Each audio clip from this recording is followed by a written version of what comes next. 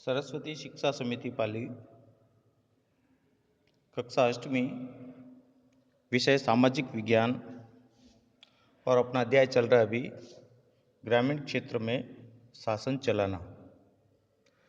भैया बहनों, गत 3-4 कालांशों में हम लोगों ने ईस्ट इंडिया कंपनी के द्वारा बंगाल, उत्तर पश्चिम प्रांत और दक्षिण भारत के इलाकों में कंपनी की आमदनी बढ़ाने के लिए जमीन के बंदोबस्त और रियायती जैसी व्यवस्थाओं के द्वारा राजस्व वसूल करने का एक नई तरीके को उन्होंने अपनाया। लेकिन इस नई तकनीक के कारण कुछ समस्याएं भी आई। कुछ फसल उत्पादन अलग तरीके से उन्होंने करवाना प्रारंभ किया,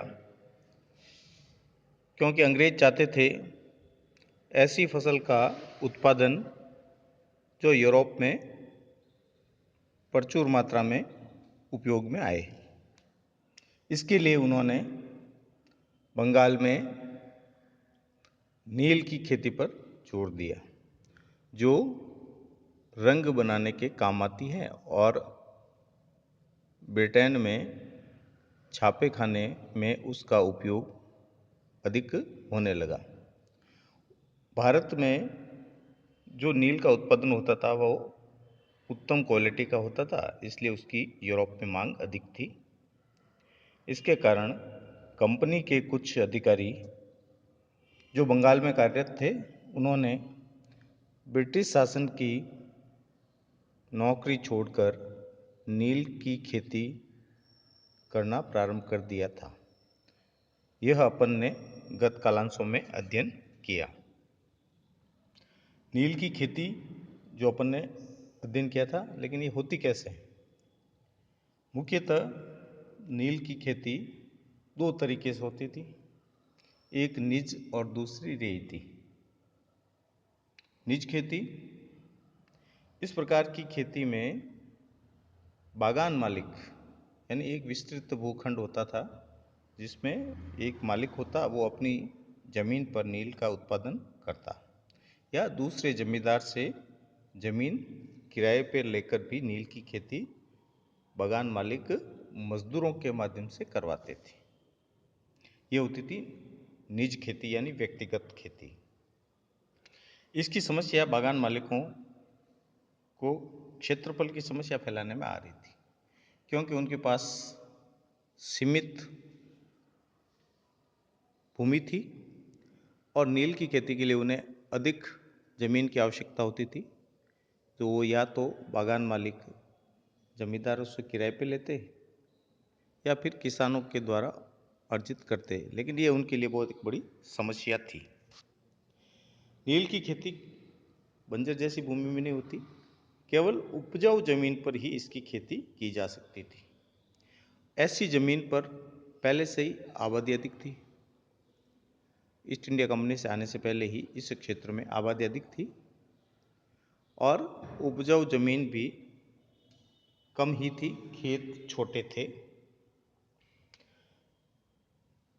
नील की खेती करने के लिए उन्हें बड़े बड़े खेतों की आवश्यकता थी, जो संभव नहीं था। इस तरह की जमीन इन बागान मालिकों को कहाँ से मिल सकती थी, ऐसा उनके दिमाग में चलता रहता। इसलिए उन्होंने क्या किया कि जो नील की उन्होंने फैक्ट्रियाँ लगवाई थी। नील एक पौधा होता जिसको काट कर उसके पत्तों से रंग बनाया जाता, नीला रंग, जिसे अपन वर्तमान में भी नील कपड़ों में लगाते हैं, वो वाली नील।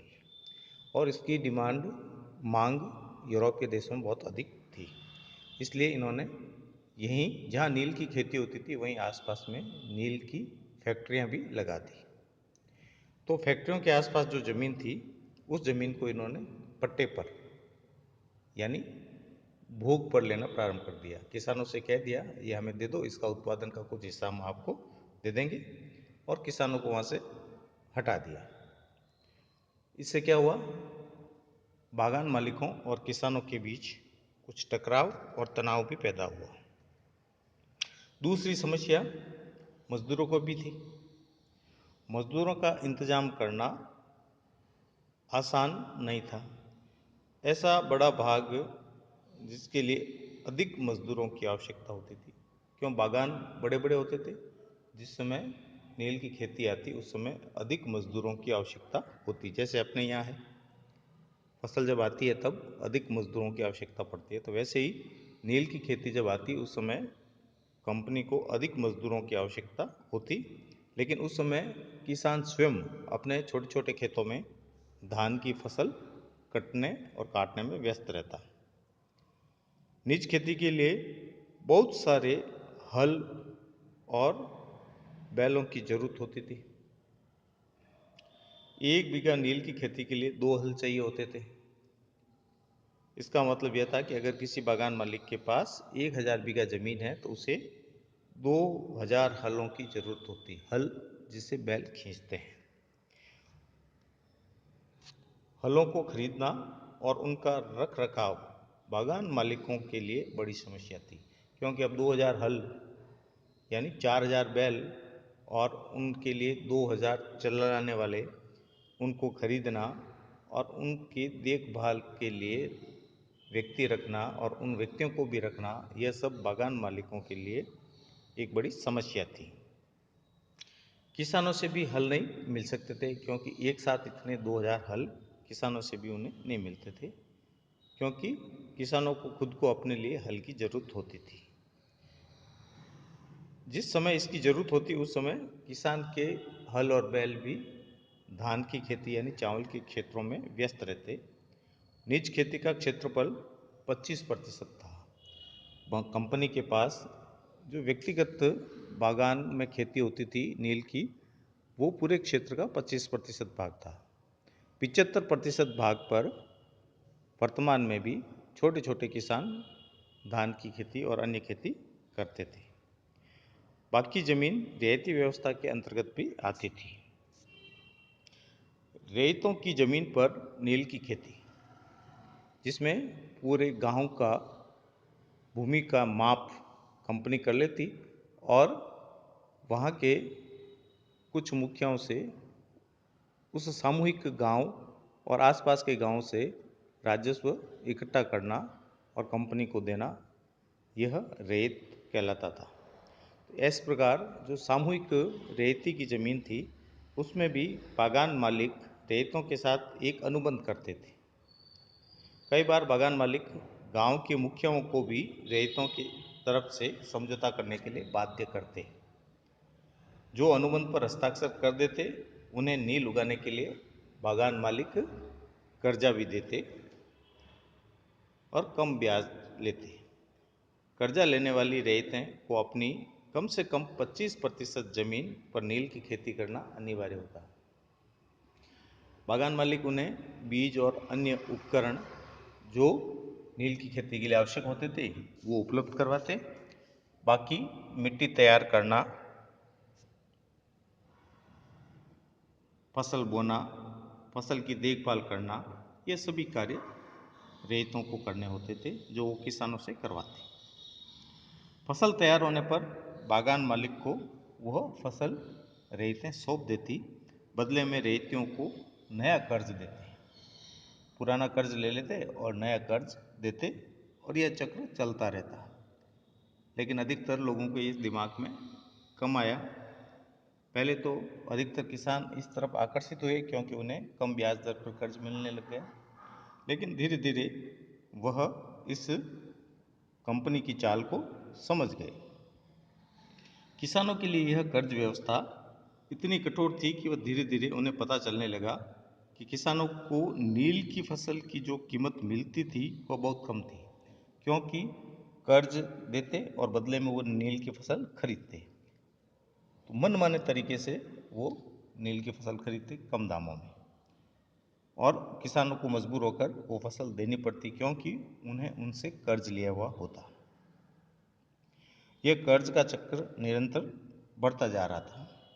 बागान मालिक चाहते थे कि किसान अपनी सबसे अच्छी ज़मीन पर नील की खेती करे ताकि अधिक उत्पादन हो नील का, जबकि किसान ये चाहता था कि उपजाऊ ज़मीन पर नील की खेती कम करके धान की खेती करे, क्योंकि नील की खेती जहाँ होती थी वहाँ ज़मीन धीरे धीरे बंजर हो जाती। इसके लिए किसान अधिकतर अपनी उपजाऊ ज़मीन में नील की खेती की जगह धान की खेती ही करते थे। प्रश्न, बीघा क्या है? जमीन के माप की इकाई। जैसे अपन मकान का प्लॉट लेते हैं, उसकी नाप अपन मांगते हैं फीट में, यानी 25 गुना 40 का है, 40 गुना 60 फीट का प्लॉट है, तो यह इकाई होती है। ऐसे ही जमीनों की नाप के लिए बीघा इकाई होती है, यह जमीन की माप की इकाई है। अंग्रेजों के शासन से पहले अपने यहाँ अलग अलग क्षेत्रों में अलग अलग नाप के बीघा होते थे, लेकिन ब्रिटिश शासन में इसका नाप निश्चित कर दिया गया।